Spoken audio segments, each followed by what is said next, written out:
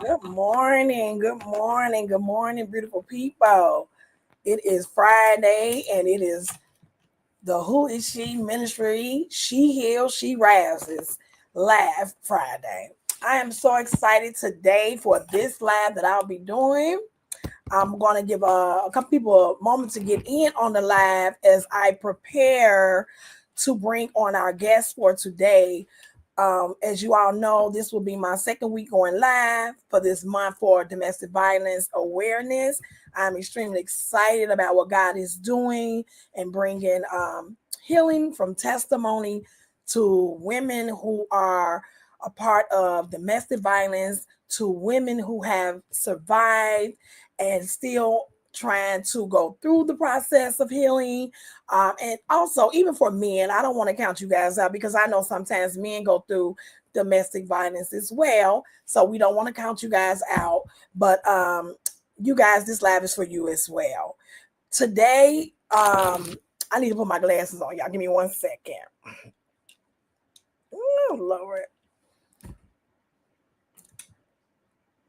Let me see. All righty. Make sure we're landed on all of the pages that we're supposed to be on. Give me 1 second. I just want to make sure that we are live on our pages like we're supposed to be. I know last week we are. Okay. Bingo. Perfect. Thank you, Jesus. Because I know last week the system was giving me a hard time. I hadn't used this program in over a year. So now that I'm coming back into alignment with what the Lord has told me to do with my ministry, I had to kind of take a moment to go in and fix some things and change some things for the new that God is doing. So today's live is very personal. I'm joined by my daughter, Dasmine Stevens, who grew up watching me walk through domestic violence. Her voice represents so many children who have had to be strong in situations they didn't choose. Today, she'll share her truth, her heart, and her healing. And at this time, I'm going to go ahead and bring Miss Dasmine up to the stage.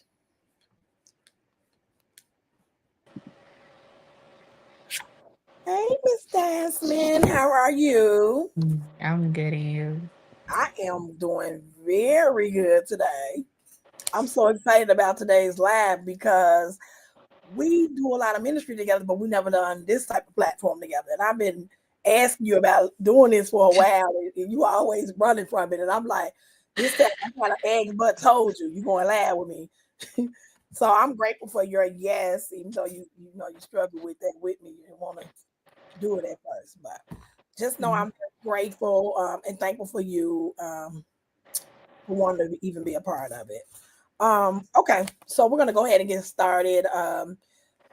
If you are on our social media platforms and you are watching, um, if you can click the lab, join us, and then share it on your pages so that other people can see it.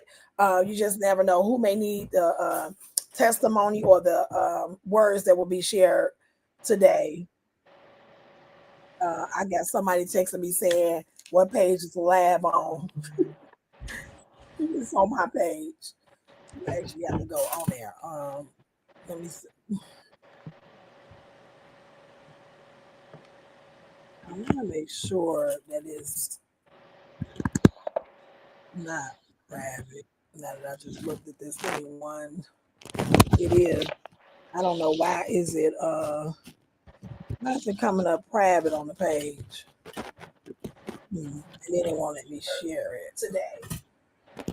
I got somebody texting me saying, "What page is the lab on?" It's on my page. On the page, want to share it today.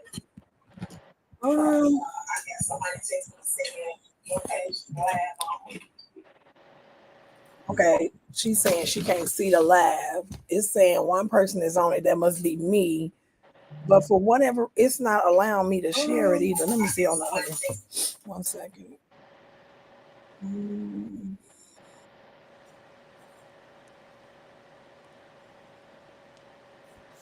Yeah, come on. I want to say this is probably what happened to me last week. Well, I can share from my other page. Let's see that. I don't know why it's not going opening up.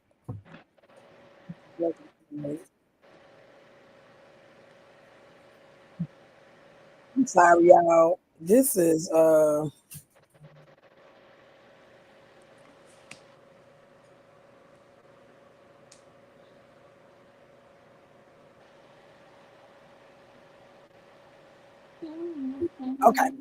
I believe now you should be able to see it on um my other page. I'm praying you can because I just shared it. And then also, if someone is looking for it, you can go to my Dr. Shalonda Hassel page as well, and it will also be on there.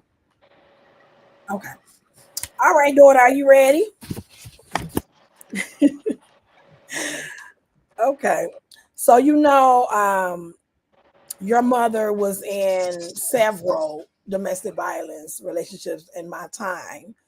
And over the years of my life, rather. I'm sorry, I didn't mean to say it like that. And one of them happened to be while I was um, in relationship, married to a person you know very well. So I know this is a little personal today. We won't say any names, but I will ask you, a couple questions, and I kind of want you to minister through the people through your words, your heart, to bring healing for other people the way that you were able to get over some of the things that you got over. Hey, daughter, look at me. No. All right, Jasmine, thank you for being here today. To start us off, can you share in your own words what domestic violence means to you? Um, so I feel like people put it in one category when it could be more than just physical. It could be mentally too. So I feel like when you no longer have control over yourself and the person is physically, emotionally, mentally abusive and controlling. Okay. When you think back to those years, what was one of the hardest parts about growing up in that kind of environment? Um, the going to school and then having to come back home and repeat it constantly. Like it was a constant get up, go to school, sometimes with my own bruises and then coming back home. Just knowing like, oh, I have to go back to this house and not knowing if I can just have a night to myself to just be a kid or if I have to go in and be standoffish and be kind of just like not knowing what the night is gonna give me after already being in school all day. Okay. So that was one of the hardest parts for you. Was basically what you're saying is have to your school was like air and freedom, maybe a space away, and then once school is over, you have to come back to the same environment that was Well, hot. it could be a space away, but it's also I was going to school with bruises. Mhm. So you have people constantly ask you questions about what's going on with you, and then more so just being embarrassed and not being able to give them a good answer and then having to come back home and repeating it. Okay. As a child, did you understand what was happening at the time, or did things become clear as you got older?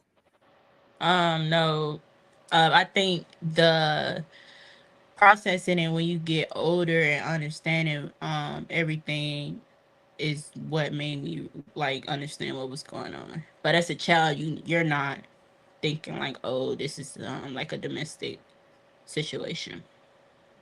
Okay. Do you feel like at any point, like with trying to understand, did you have conversations with your parent about it or one of the parents about it to make something maybe a little clearer to you? Or you just fought it alone? Like you had to deal with it pretty much on your own? Pretty much on my own. It was never like a conversation. I think everybody in the household was just in survival mode majority of the time. Yeah. Okay. So it was never talked about. Alrighty. How did witnessing domestic violence affect your emotions, your sense of safety, or even how you view love and relationships? Now, before you answer, I want you to do one at a time so you don't forget, and I don't want you to rush through this because I believe that your answers are going to bring healing to somebody. Okay, so we're gonna start off with how did witnessing domestic violence affect your emotions? Um, as a child, I can say that I was very overwhelmed. I think it did create me to, as an adult now, to be able to go through life at a high speed of just taking everything at once and keep going. It built my tolerance for high anxiety, being functional with the type of like being functional with my anxiety. Like it wouldn't allow, I wouldn't be allowed to sit still and process everything at once. I just take things and keep going. Okay. The second part of that is how did you witness domestic violence affect um, your sense of safety? With sense of safety, it just made me more observant of everything. I believe I'm still like that to this day. I plan everything out before I leave out. I have to take time to myself to process things. Um, and then when I am out, I'm very aware of escapes, like how to get out of the room. Like I scout the room when I go somewhere. Um, I just say more aware of my surroundings and the people I'm around. Okay. The third part of the question was, or even how you view love and relationships. Um, so when it comes down to relationships, I don't want to deal with anything that's too aggressive. I don't want to deal with anyone that's too aggressive. I do when I don't deal with people that talk with their hands. Mhm. To me, I feel like that's a sign of. I feel like if you talk with your hands, you might use your hands. So I Mm, stay away from people. Well, men that talk with their hands. Um, I don't deal with anyone getting loud with me. mhm. That's a sign of aggression to me. Um, I try to deal with people, well, with men that allows me to be soft. And that wants to be soft with me, Yeah. emotionally, physically, and spiritually. Mhm. Man, that was good. I remember you told me that some we had that conversation. I came up and I said, daughter, what was it that you told me? You look at your man when you meet whoever you're gonna be with, marry or whatever, he gotta be what? And she was like, what did you say on me, Desmond? I said that my husband will allow me to live the softest life possible. Yes. I think that is a beautiful thing to say and believe in. And we praying to God it's gonna be exactly what it's into existence. Alrighty. You seen me go through the healing process firsthand, more so than anybody. Um, how did my decision to leave and start over impact you as a young woman? That taught me that you don't have to stay. Because I feel like a lot of women that's my age, that's in their young 20s, they watch their mom stay in relationships, and they believe that you have to take the abuse in any form, because that's just what relationships come with. And they feel like every man does it. I don't believe in it. I feel like I watching you get up to leave taught me that if you're not loved the way that you want to be loved, it's always someone better. It's something better in life. That's good.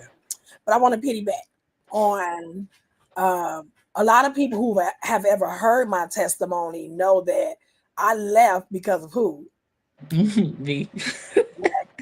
And I stayed in, I was staying in this marriage because at some point I was over here listening to the church people, I was listening to the Mhm. family and the friends telling me, that's your husband. God don't believe in divorce. You can't Mhm. leave him. You got to be there with him. You got to walk him through it. Be on his side. The church people, oh, you going to go to hell if you leave this man. Mhm. You got a baby by him. Y'all raising all them kids in the house together. You got to make Mhm. it work. All that, you know. So I'm like, I'm battling. Like in my mind, I'm saying, but I know this ain't right. But then I'm Mhm. like, okay, my mama, even though my dad never put his hands on my mama, you know, they went through their own things with her, but she stayed with her husband. But as a child, I always said, I don't want to be like my mama when it comes to relationships. My mama heart was just too big and too loving. I want to love and I want to have a big heart, but it's got to be boundaries and it has Mhm. cutoffs with certain relationships. And at this point in life, I don't care if it's my husband or not. If you are mistreating me in any way, yes, I'm cutting off. I don't even care no more because life is too short. But I Mhm. remember when I go back and I want to pity back on this because I did a radio interview and I will never forget this. I didn't even know that I was going to get asked the questions that I got asked, but it was a question asked about what made me leave, and I was telling the people at the radio station like, "Oh wow, to be honest, it was my daughter at the time. Mhm. Um, the struggle of staying in was a very hard struggle for me. But one day you knocked on this bedroom door, the same bedroom I'm sitting in right now. I think you was around 12 or 13. I can't even remember how old you was. And you said, Mama, can I come in the room and talk to you? And I said, yeah, come on in. And it just so happened this was a peaceful day in the house, if you remember. Because you Mhm. know, we had some rough days in the house where I don't even think peace was even in our house at all at that point, right? Mhm. And so I said, well, come on in.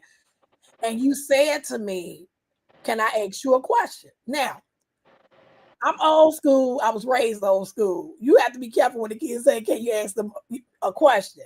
And Mhm.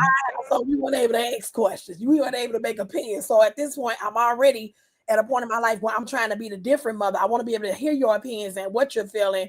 I want you to be able to open up to me because I don't want to shut the door on you where you're not able to share what's going on with you or how you feeling. Although I Right. know you was mad at me for being in what I was in, but you didn't Mhm. understand what I was going through my head. But what you said Mhm. to me after I told you to go ahead and talk, you said, why do you stay with my dad? And I Mhm. looked at you and I said, what? And you said, why do you stay with my dad? Mhm. And I'm like, what you mean? And you was like, basically, he don't deserve you. You deserve better. Mhm. You don't have to be with him. And if you trying to stay with him for me, then you need to leave him. And honey, that was I think a Friday, Monday morning after the divorce. And I tell people this story because it was drilled in my head every time I turn around. You got to stay in it for your Mhm. daughter. You know, that's his daughter. He love his daughter. You know, you done build relationship with his other kids. You taking care of them. They Mhm. don't want, you can't lead them kids. You can, and I'm like saying to myself, like, I watched my mama stay in mess. Like, and I'm not like I say, my father didn't put his hands on her, but he had a mouthpiece. And you know how I felt about my father's mouth. But I just to me, the disrespect in a marriage that comes along with domestic violence used to really drive me crazy. So I'm just around here like, you know what? I must have burst out so fast. I called the lawyer. I think I called that lawyer Saturday morning. He told me, "Oh, you can be in here on Monday." Honey, I found the divorce so fast. I was like, okay, well, hey, I ain't gotta please her because she ain't proud about me staying up and she want me out, and I know I want it out. So I just thank God for your bravery, Mhm. uh, and also our relationship to where you felt comfortable enough to come to me and say, "Mom, can I talk to you?" Because I couldn't do that as a kid. I probably would have got a whooping about it, like mine. It'd have been like you didn't involve Yeah. business. You know what I'm saying? So I'm grateful to God for that. But I just needed to share that because a lot of my background and testimony of my domestic violence life that I went through was me being able to walk away, not just for me, but for my daughter. Because Mhm. not only did I go through it, she went through it as well. Uh, Mhm. and a lot of people still don't even know that. Like how you just said earlier, I went to school with bruises and things were going on in our household that I wasn't even aware of when I leave because I was a full-time student at night and Mhm. working during the day, and it was just a lot of stuff going on. And so, again, I'm just grateful to God that we have that. Well, our relationship has changed totally, tremendously now, but Yeah. back then you had enough courage and bravery to just knock on the door and say, "Mom, can I talk to you?" And I'm just Mhm. grateful to God that I didn't take on the old school syndrome and say, "Girl, now go back in your room. I don't want to talk to you." Or I could have been, bitter or mad and angry in my room because like I said, that was a moment of peace in our house. I don't even know how we had peace that day, but it was quiet that day. And I was laying Mhm. down, and I'm grateful to God that I did say, "Come on in, daughter." And because of you, today I am free from what used to be. I just say that. Mhm. All right. Many children who grow up in a violent home struggle with fear, anger, or trust. What helped you begin your own healing journey? Truthfully, I did art therapy before I went to college, but Mhm. Let's talk about that. A little time. Talk about how that started. so I got tricked into going to therapy. I think I was told we was going to an event or something, and No, really? or something. And when I got there, I was there for therapy. Now, I do believe I can't really remember too much of it. I think I sat there and didn't talk for a little while A little while or week? because I was so angry. But Mhm. I didn't really I so I was naturally writing poetry first. Mhm. Um and then the art therapy and all of that. But I had to actually outside of the art therapy and my poetry, I had to talk to myself before I actually researched it or anything when I got older. I had to tell myself that I can't keep walking around so angry with my past. I have to let go because I've seen people around me that's older that's just was old that was angry and bitter and they didn't age well. They were getting sick. And I tell myself I didn't want that for myself. Amen. So I had to really look into myself and had to say that. And I also didn't like people. I didn't like have a conversation with people that would say they like the way that they are because of their past. I don't believe in using your past as an excuse for who you are. So I never wanted to be that person. So I had to look within myself and just heal. And I healed. It was my way of healing was messy. I believe that everybody journey of healing is your journey. It's no right way to heal. You're gonna go through things where um you might bump into roads that might put more trauma on you. You might go to a different route that might allow you to heal right away. Everybody's journey is different. I think that every lesson is a blessing. So I went through things and I had to learn how to heal and love myself. You have to start there. Now, your relationship with God should strengthen on your healing journey. You shouldn't run to God when you are trying to heal. That's the second thing. The third thing is to forgive your abuser. Forgive the people that traumatize you, because not for them, but for yourself. When you learn to forgive for yourself, you will see that it's a blessing that comes with that. I'm not, and a lot of people say, forgive the person that did this to me. I can't do it, but you have to forgive them for yourself so that you won't sit in that anger or that bitterness. Um, That's and good. then when you look back at it, you have to give that person grace. Ooh, Because baby, like Drew. What you say? You gotta do it. give the person grace. Amen. Yeah. Because a lot of times the person that did what they did to you, when you, if you are healed enough to have the conversation with your abuser, you will realize that they only doing what was done to them to you. And that's not an excuse. Like I said, that's just a person that didn't take what they went through, learn from it, and say that I wouldn't want to do that to someone else. That was someone that was hurt, that didn't heal, and they turned around and hurted you. So give that person grace and understand that sometimes people go through things and they choose to take what their trauma and traumatize other people.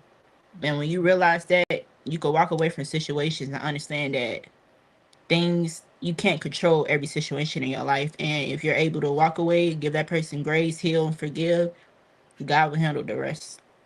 Come on, daughter. You better preach and teach up in here today, girl. I remember I struggled with this conversation at the age of 14, 15, 16, 17. And when you turn 18, I was like, oh, Lord, what am I going to do now? Because now I'm going to be here. I'm grown now. You can't tell me. So to hear you say what you just said, girl, it made me tear up a little bit, because I remember having conversations with you and you be like, I'm done. I will never talk to him again. And I'm like, that's it. Yeah. You got to forgive your father, because we all know Mhm. it's your father. And you have to be able to move in grace. Don't mean you got to deal with him, but forgive him for you, and for whatever God has for you, you will get. No blessings will be blocked. You don't want to block your own blessings trying to be mad at him for what he did to me, especially when I forgave and moved on. I definitely didn't want you to become bitter or, so angry or whatever the case, even though Lord knows we went through a lot, right? Mhm. And a lot of people will be like, Lord Jesus, y'all forgave. If they really knew everything, y'all forgave him for that. Yeah. Oh I my God. hear that. I hear that part a lot. I'm sure. But like I tell people, prayer, healing, forgiving, grace. Come on, daughter. What is this? What? Prayer Prayer, healing, and grace. forgiving, and I grace. have to put that in the comments, because I need to write that down so I can come back to it, because that lets me know you be listening when you were listening back then. Because, girl, it's times I used to be like, Lord, what I'm going to do? Because I think at that point, I'm going to say around the age of 15, you was pretty much a lot. See, a lot of people don't understand you, because they think, some people think you quiet, this little bitty Mhm. old girl. But if they have a Mhm. conversation with you and get to know you, they be like, wow, Mhm. Yeah. Shalonda. I mean, like, because I'm used to it, right? What? Yeah. I mean, like, girl, Nancy is the bomb all the way around. It's thank you, Dr. Courtney, girl. I knew you was gonna drop it in. But I'm just grateful to God, because I know at one point you did do a cutoff. Oh So yeah. But that's you it's have to, nothing that wrong was with me learning how to set that. Mhm. boundaries too though. Yes, thank So you. that's a part of that too. I think if you learn quickly at a young age how to set boundaries with people and how to say no. You I better, I come you from was listening. I mean, when I say you is preaching today, I'm about to jump up and just let you take over the show. I come from my family big. Yeah. It was was big and saying no, it was not a thing. It wasn't allowed. But Actually, it's it wasn't right. allowed. But when you just learn that if you know that something's gonna set you back, and that's another thing, don't surround yourself around anyone that's gonna set you back or trigger something in I you. was going to talk about So but go ahead. yeah, yeah. If you don't allow anyone or anything in your space to set you back and trigger you, learn how to say no. Set them boundaries. A lot of people We don't really think I'm mean. People think, people think I'm mean since I was a young girl because I'm quiet. But like I said in the beginning, I separate myself a lot just for space. I have to think things through to be able to respond and just go, or even just socialize. And that's okay. If you have to do that, nothing is wrong with you. That's healthy. Dr. Courtney said, Dance with Danae is very cautious. She doesn't let people in right away. She watches everything and everyone. Mm-hmm. And ooh, Lord Jesus, you better say it, girl. But I would say that I know the observance, you were taught that, because I still do that to this day. I can't enter a room and not pay attention. You know what I'm saying? And then some people be thinking, like, oh, she's standing out for she ain't saying, oh, she's mean because they looking at my face, whatever. But it's not even that. So I totally understand. It's just that some spaces, no, I ain't even gonna say some. Every space that I enter, whether I know some of the people or not, I have to feel the room. And when I'm feeling the room, I'm praying. Lord, I'm in this room because I don't know what's inside of this room, but I'm in here now, but I need you to cover me and I need you to keep my eyes open. You know, a lot of people don't understand that when you have a certain anointing on your life, attacks come from every which type of way, whether it be in a room, at work. Yeah, that plays into people being able to see things on you that you can't even see yourself. Yeah. So that's why it's important to pray when you walk into the room. Yes. Man, this is so good. I'm literally tearing up underneath my glass. I keep on like, I didn't think I'm gonna be crying today, but I'm so grateful because, man, like, we have plenty of conversations, but I think this probably really is our first conversation, or even really talking about a lot of things together on live. We've discussed things in the past. I used to fuss at you for forgiving, giving it grace, and in the back of your mind, I know you was like, what is wrong with her? All he did, why she keep telling me to forgive him? But I always told you, the main thing I always told you was you got to forgive him. Give him grace. And what else? I said, forgive him, give him grace. And that's your father. You cannot be disrespectful. I don't care what he has done. I didn't raise a disrespectful child. And a lot of people used to tell me, you tell her don't disrespect him, but he disrespects her. I don't care. That's a father.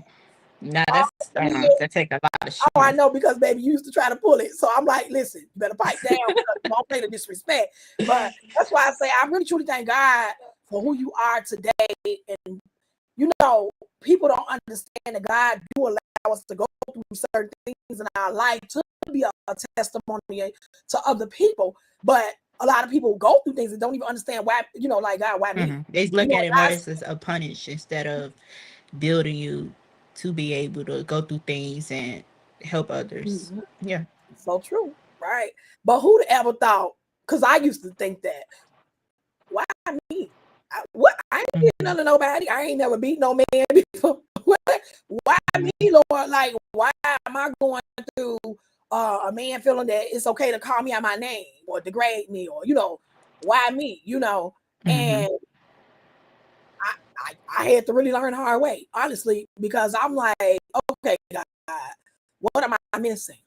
But I'm just grateful to God for pulling me through it. And being able to stand. People tell me all the time, oh, Shalonda, you are so strong. Y'all have no idea. So strong. And not only even with the domestic violence, but everything, doing the deaths, the grief. Oh, you so strong. Oh my God.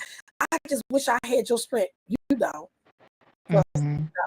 The things that I have carried over the last 40 years of my life have been very heavy. But I just thank God for a praying mother, Mhm. a mother who taught me the word, a mother who taught me what to do in different situations and what not to do in different situations. So I'm grateful for that. But I'm gonna move on because we don't got that much time. All right. What message would you give to mothers who are currently in abusive relationships but are afraid to leave because of their children?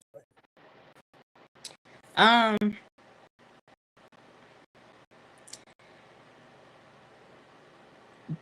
your child is the person that is going to take care of you later on in life.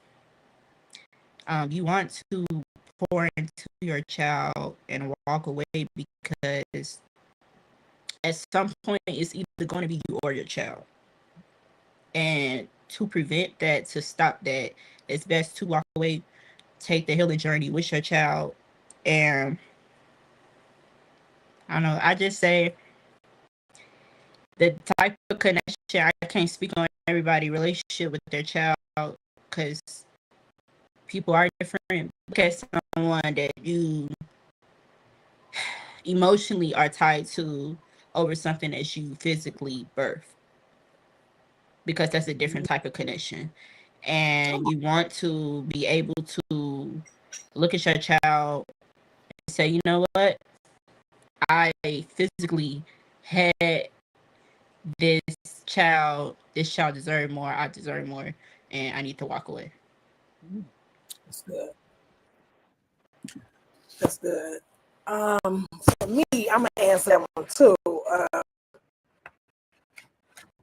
I would say come out of the old school dynamic where we've been taught as a Mhm. people that you don't supposed to walk away, or you're not supposed to leave, or you don't need to get a divorce, or even what we've been taught the traditional way. That's the word I'm looking for. I'm sorry. When people have drilled in you, it's okay to stay somewhere Mhm. where you're not being loved unconditionally or correct. And as my daughter say, softly, Mhm. because when she said that to me, that messed me up. I was like, girl, Mhm. that's what I'm That talking that also plays into, you have to love yourself enough. about. That part.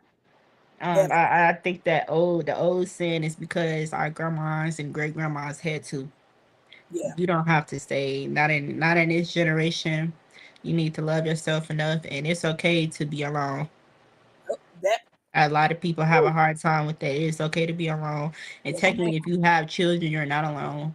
Learn how to Thank take that you. same emotional love that you have for your abuser On your and kid. pour it into your kids. Yes. Come on, daughter. You gotta preach in this world today.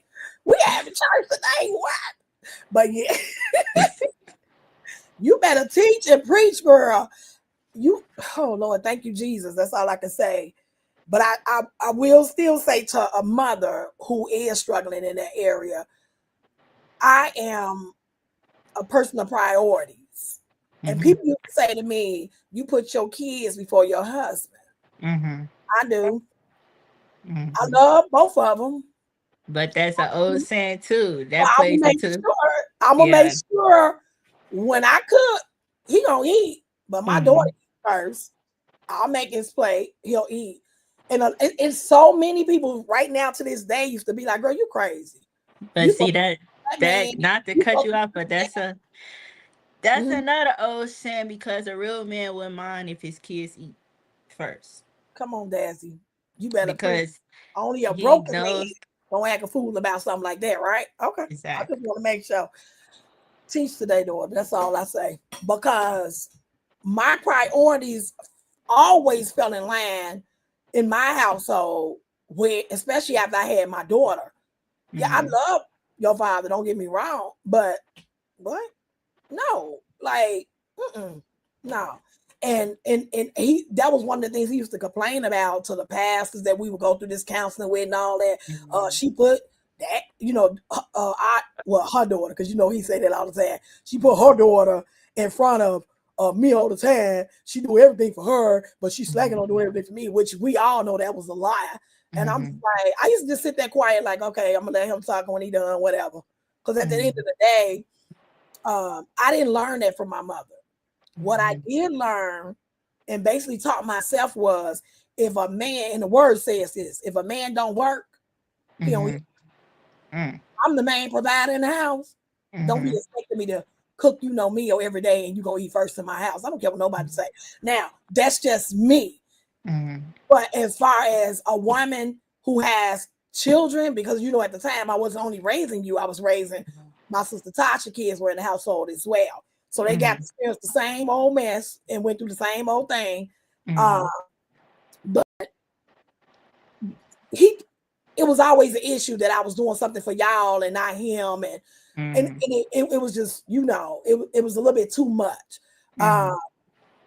I always tell mothers and fathers, pour into your children while Mhm. they are children.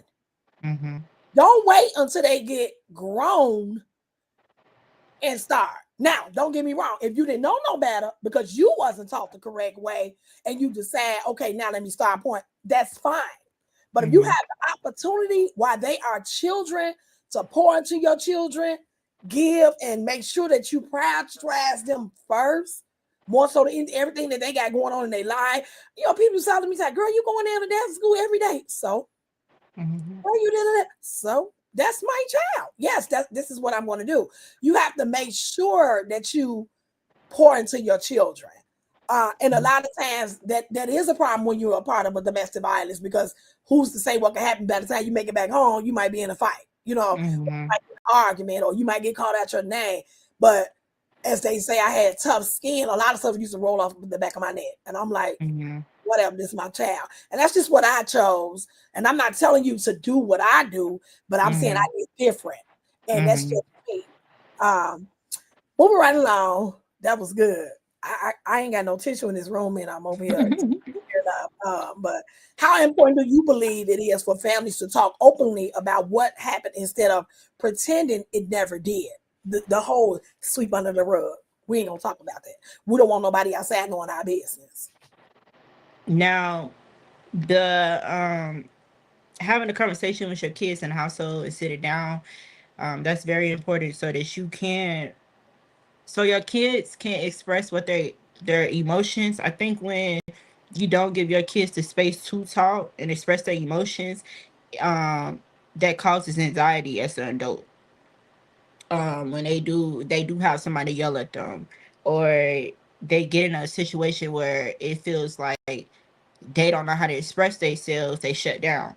So allowing your kids to express their feelings in a healthy way, giving them a space to talk, even if you don't agree with them, it's a way that you can handle it. But allow your kids to express their feelings so that they turn into adults. That's not an issue in their relationships when they're moving forward. Mhm. Workspace, church, lively, Mm-hmm. every day, because a lot of times people only talk aggression in Mm-hmm. conversations. Mm-hmm. So when you deal with people who can't handle a conversation, Mm-hmm. or it always turns into some type of conflict. Yeah, So, or you have people who can't handle people who are emotional intelligent, mhm, and they are able to have conversations. It scares people away. mhm, They tend to shut down and run away because they wasn't allowed as a child to sit and express themselves. So when they do go into the workspace, going to school, going to church, going to their dating life, and they run into someone and all they do is avoid conversations, they mhm, tend to pull away and shut down because they cannot express themselves verbally. mhm. Can't handle constructive criticism. Hmm. The person, Without feeling somebody is attacking them. Yeah. yes, always on the defense. I've been there, so I know exactly what it feels like, look like, um, and to be the person on both sides, rather, Hmm. deal with somebody like that, but to also be the person that was like that. And it took Hmm. some time for me to really look into who Dr. Shalonda was at the time. Like, this is not who God will have me to be. So Mm-hmm. those are steps where you have to really go in and work on you, love on Mm-hmm. yourself, learn, get closer to God, build a relationship with Him. Lord, help me to be able to understand other people, how to deal with other people, how to have a conversation with people, how to take constructive criticism from people. Mm-hmm. There are so many people out here, you can't say nothing to them without them being ready to just take your Mm-hmm. whole head off. So where sometimes it'll make you just be quiet and don't Mm-hmm. want to bother or deal with a That person. let's see that plays into healing. It does. It does. Absolutely. All right. Today, you're such a strong, loving, and grounding woman. What have you learned about forgiveness? Mm. Um, like my mom told y'all earlier, I used to just be like, no, I'm not talking to that person, da da da da. But like I said a little bit earlier, I learned that forgiving a person for yourself is more important than trying to forgive them for them. And that's because life is too short. Um, anything can cause illness, your mental state. And I just didn't want to be that person that felt like everyone was attacking me. Mhm. So I had to learn how to forgive people for myself to move forward in life.